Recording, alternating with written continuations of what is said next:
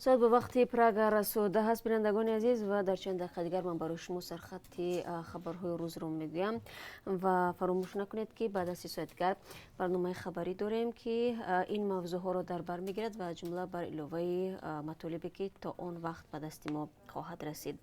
استرداد از ترکیه در استانبول دو زن توجیک با گمان مشغول شدند به فحشا بازداشت و به تاجیکستان استرداد شدند. بنا به اطلاع دریافتی این دو زن در طرفخانه های استانبول به رقاصگی مشغول بودند. هنوز نظر خود آنها به این اتیا معلوم نیست. همکاران ما تلاش دارند تا شروع برنامه خبری تفصیلات بیشتر این موضوع را پیدا نمایند.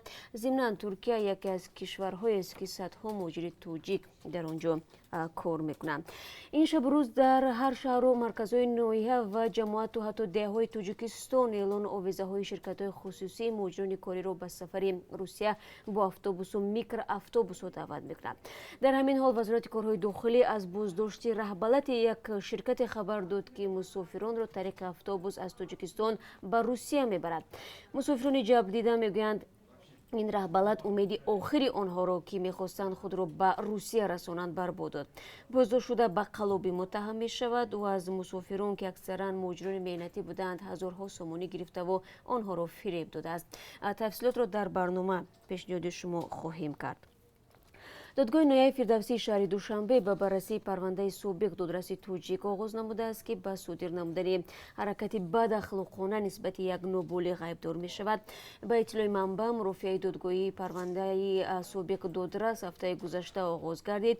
جانب جبر دیده در این پرونده دختری 12 ساله ساکن شهر دوشنبه است. پدر این نابالغ میگوید غیبدار شونده در همسایگیشان زندگی میکند و به هیچ وجه از او چنین عملی را انتظار نداشتند. جزئیات را در برنامه خبری منتظر باشید.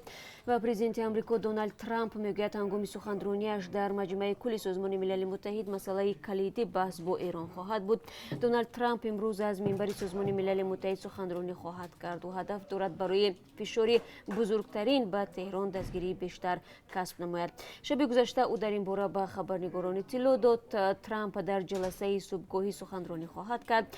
باید گفت که رهبر آمریکا از زمان اشغال قصر سفید در ماه ینور سال 2017 در مقابل تهران سیاست شدید را پیش میبرد. پیشنهاد خانه برای دست کشیدن از دعوا 2 هفته پیش رادیو زودی درباره خانواده گزارش نشر نموده بود که چند ماه پیش یک بار 3 فرزند نابالغش را بنابر افتادن به چاه راهسازان از دست دادند. پدر این کودکان میخواست که عدالت برقرار شود و عاملان مرگ فرزندانش به جوابگری کشیده شوند.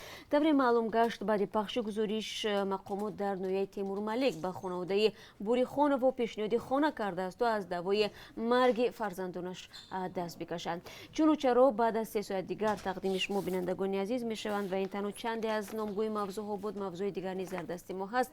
در برنامه خبری برای شما خواهیم گفت. با ما باشید. بعد از 3 ساعت دیگر در همینجا در آزادی ویدیو ما شما را منتظر خواهیم بود.